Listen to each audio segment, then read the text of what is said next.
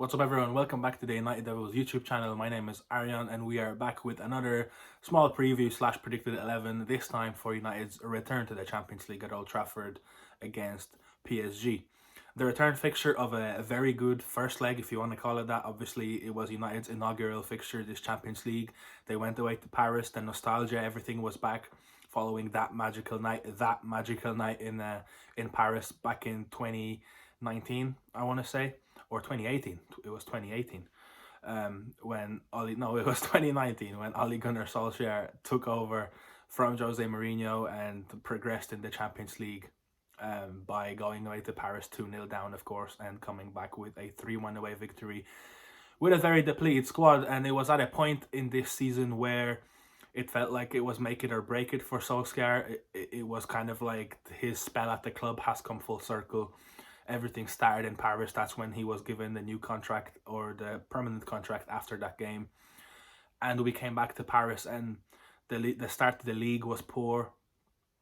United got drawn into the group of death in the Champions League with PSG, RB Leipzig, and Istanbul Basaksehir. People were saying that, Europa League probably is going to be the outcome. But here we are now, coming into game week 5. United are kicking off at 8 on Wednesday at Old Trafford. United are atop of the group, 3 points clear of anyone below them, and a victory here guarantees first place in the group due to very good goal difference after that battering of RB Leipzig in the first leg at Old Trafford, 5-0. So it guarantees first place and, of course, qualification before United have to make the trip to Germany next week to finish off the group stages. So this game is huge in a way that United are picking up some steam. It's now 4 in a row in all competitions when it comes to wins. Good bounce back in the league after the international break. A very good victory beforehand to kind of set the tempo and set the mood going into that break. And now they've picked up where they left off here by just getting past West Brom. A fantastic comeback against Southampton that we just witnessed on the weekend, which showed the grit, the character, that this team does have something about them that can propel them to win trophies this season. And who knows where. With a season that's very much unknown, it's very hard to predict anything this season in all competitions. So sky is the limit, really, for this very talented side who seems like they have the drive and motivation now, that they've experienced some early setbacks and a lot of criticism, the manager and the squad included. They all, I think, had a point to prove in the games now over the last couple of months, and it seems like they've been doing it. And even when they went down 2-0 to Southampton the other day, you never really felt like they were out of it, because they just have that little bit of grit and character about them. And some leaders in that side too, like Bruno Fernandes and Edison Cavani, who of course had a fantastic game off the bench. And Bruno, of course, again, another goal and assist. So you can definitely see now where Solskjaer is going with this, what kind of players he wants. And there is a direction now that this club is going in that we can clearly see for the first time in a long time. Maybe for the first time since Sir Alex retired, to be honest. So plenty of positives to take into this one. It would be huge to pick up the 5th win in a row in all competitions. It is at home as well, so it's important, very important for United to start building momentum at home and make Old Trafford that fortress that it always has been after an unfortunate start to the league this season at home. They've looked good there in the Champions League, of course, not lost yet.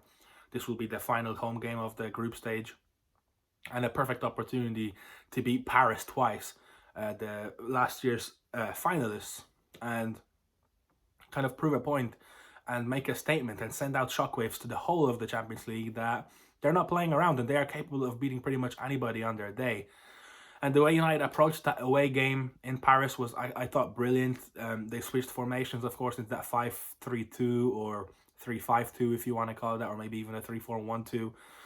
But in essence, it was just a 5 at the back when it comes to defending, where the wing-backs kind of tucked in and crowded out the areas for the likes of Neymar and Mbappe, who love to dribble into spaces. And that was very effective. United neutralized both of them. They didn't score. United gifted them a goal by a very correctable individual mistake from Anthony Martial in the corner, where on the near post he was supposed to head the ball out, but he kind of closed his eyes and it bounced off him into the goal. So other than that, United looked great. They held up well in possession. They retained the ball. They attacked very dangerously. I think the Paris defense showed that they are there for the taking. They are there to be exploited. And I think PSG are now becoming that one team, or a bit of a team that Solskjaer has a blueprint of how to beat, how to set up against them, how to frustrate them. And so much so that Thomas Tuchel, who is not satisfied with PSG's start to this season, of course, bringing up the lack of preseason, playing late into last season, which of course United had the same issue, same start. So it feels like these two teams are very much in a similar boat. But Tuchel almost suggested last week that if he has to come to Old Trafford and park the bus, quote unquote, play defensive and try to win on the counter, then that's what they will do. So it's kind of difficult to predict what PSG we will see. Obviously, the likes of Neymar, Di Maria, Mbappe, and Moise Kean, who's also been in fantastic form this season for them on loan from Everton, will probably start, or at least three of them. But how they set up and what kind of PSG we see, will it be a PSG that will try to frustrate United, or will it be a PSG that wants to play football with United? It remains to be seen, but it feels like United have the beating of both. So going into this game, a little bit of a team news update. According to Solskjaer's press conference, he had a full and a big group in training, and everybody has, paraphrasing Solskjaer here, lifted their hands up and said they're available for selection. So that's, of course, other than Phil Jones, who remains injured, Luke Shaw, who is also rumoured to be still a little bit away, and Marcus Rojo, who is ineligible for the Champions League after not being registered. So it seems like other than that, even David De Gea, who suffered a bit of an injury against Southampton and was subbed off at half-time, seems to be fit. Now that's a big decision. I think that's the biggest decision for Solskjaer to make here. Do you play Dean Henderson, who came on at Southampton, kept a clean sheet in the second half, was very assured, didn't spill any shots. He saved all of them by catching them, even though none of them were really 100% chances, but neither were the ones that De Gea led in the first half. And that's not shifting the blame on anyone or anything, but did Dean Henderson do anything to warrant him getting dropped here? Or did he come in and prove reliable enough against a very dangerous Southampton side to give him a start in this game, in a game of this magnitude, in a game that can do so much good for United if they get a win, and give him the biggest test in his career in a United shirt, and also give him the first ever game at Old Trafford in a United shirt. So I think there's quite a lot riding on the line in this one, and I think it would be a nice gesture from Solskjaer to maybe De Gea. I am assuming he's not 100% fit, so let Henderson play, let him prove himself. That's why he stayed. He believed that he was going to be given chances to prove himself here and to show that he can be an asset and that he's ready to be first choice. So what better game to play him in than probably the fixture of the week, a game that in many other countries will be televised as the only game of the week. Manchester United against Paris Saint-Germain. I think it's a perfect opportunity to give Dean Henderson that chance to show what he can do under the brightest of lights. Into the back four, United have limited options as Axel Tuanzebe is suspended. There's obviously lacks of depth at right back. At left back, of course, Luke Shaw. I'm assuming he's not going to play. Alex Telles picked up a little bit of a knock against Southampton, which forced him off early. But again, going back to Solskjaer's quote from the press conferences, he seems to be fit. So that was only a minor issue. So I would expect another unchanged back four, to be honest, if Solskjaer opts to go with a back four, which I think he will. Purely because there's just not enough personnel seemingly to play that back five that he did in Paris, unless Scott McTominay drops in to play in that back three alongside Maguire and Lindelof, which we have seen him do for Scotland in the past and do it very well. So we know he's capable, and that kind of shows you that Solskjaer still has the options. But I would expect him to go with a four here at home. After seeing how we turned over both Leipzig and Istanbul at home, I think that should give United utmost confidence to come out there and play their game and try to dictate things instead of trying to suit up to PSG that have been below par this season so far. We have to be honest with ourselves. So I do think that the back four will remain unchanged from the start of the game against Southampton, which will be Aaron Wan-Bissaka, Harry Maguire, Victor Lindelof, and Alex Telles on the left. Brandon Williams, I would say, is in contention, probably mostly in that left-back position. If Telles isn't 100% fit, I think you don't risk him, and you give Brandon Williams, who is fresh and ready to go, the game before a very important league game that's coming up again, where you might need Telles more, to be honest, because there's more margin for error in this one. It's not the end of the world if United don't pick up the 3 points here, whereas in the league, every single 3 points now matters, and building up that momentum matters a lot. But I do think they're going to go and change in that back four.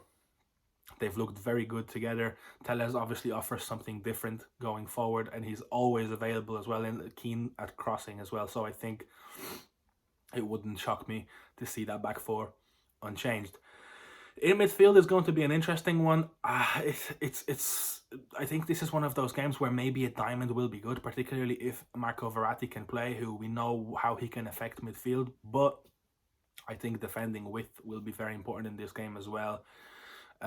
With the likes of Mbappe and Neymar, obviously keen to run at players and to overcrowd and overlap certain areas of the pitch. So I think bringing in more bodies and having more width defending might be crucial in this one. And that's why I think I would expect United to line up either in a 4-3-3 or a 4-2-3-1, obviously, but with the two wingers in that attacking three behind the striker, having some defensive duties, like we've seen in the game against Başakşehir, for example, but obviously more of them, because Mbappe and Neymar are no comparison to Vizca and Dembaba, with all due respect, from the Turkish outfit. So I think I would expect United to revert back to the dynamic and hard-working midfield just in order to try and win that battle against PSG. And I think Scott McTominay and Fred are that duo. McTominay sounds like he's fit. He's the perfect player for this game because you can assign him to man mark, but he also puts in tackles, wins the ball back a lot. And in a game like this where PSG do play football, he's not always required to play progressive passes all the time and pick out holes. He's more required here to win the ball back, recover possession, and give it over to players who can make things happen. So I think him and Fred are the perfect balance for a game like this against the midfield. That's maybe not fantastic in terms of just pure quality, but they're also grafters. And I think that will be a key battle to win for United, like they did in Paris with that midfield duo. I think winning it again would go a long way to United securing the 3 points, or at least being in with a chance to control the game and play it on their terms. The three in front, I think it's harsh to drop Donny van de Beek, but I wouldn't call it dropping. I would just call it rotation and resting, as I think he just comes straight back in for the game on the weekend on Saturday at West Ham. But I think in this one, you need quick wingers, as PSG are the most vulnerable out wide when it comes to their defensive positions. Either right back or left back are not world beaters for them. I think we've shown that we can attack them on the wings in previous fixtures, and that hasn't changed. And I think this game, Anthony Martial on the left and Marcus Rashford on the right, like what we saw against Başakşehir, is the perfect combination of trying to press, willingly pressing and making them make mistakes, as we have seen PSG are culpable of making mistakes at their back four in the past, but also that cutting edge and that pace of trying to get in behind their high line as well. I think that's that could be the way to go, and that would be something that I would go with. And I'm sure Solskjaer is looking at it thinking this might be a game where we don't have, say, 60 or 70% possession, so playing the likes of Juan Mata or even a Van de Beek out wide might not be the right move. But playing Rashford and a Martial, who sometimes don't need a lot of the ball, you just need one ball over the top for them to go and make something happen, is enough. So I do think that them two on the wing might be something that United should look to exploit, with, of course, Bruno Fernandes in the middle in that number 10 role, of course, with a little bit more defensive duties this time, but mostly of just picking up the spaces in between, taking the ball off Fred and McTominay and looking to make things happen. And with the in-form Edinson Cavani up front, I think full of confidence now, scoring those 2 goals and getting an assist against Southampton, which means that he pretty much single-handedly won United 3 points in that game. Having him up there against his former side, I think would be huge for him, and also huge for United in terms of trying to win a mental battle. He will know inside out the likes of Kimpembe and Marquinhos and their tendencies and how to play against them. And we saw against Southampton just how much of a nuisance he is with his movement, with his quality, with his football IQ. I think this is a perfect game for him to get another start for Manchester United and another start at home as well. And, excuse me, try to contribute to United getting the 3 points and securing qualification from first place. So again, just to go over it again, for me, my predicted 11 is Dean Henderson in goal, Aaron Wan-Bissaka at right back, Alex Telles at left back, Lindelof and Harry Maguire in the middle. Just in front in that double pivot, if you want to say, Fred and Scott McTominay, Martial and Rashford on the wings, Bruno Fernandes in the hole, and Edinson Cavani up top. that is my team for United against PSG. Slightly rotated, more options off the bench now because people are coming back from injuries, and I think a side that can be rotated enough for Saturday against West Ham to keep things fresh and give United the best chance of winning both.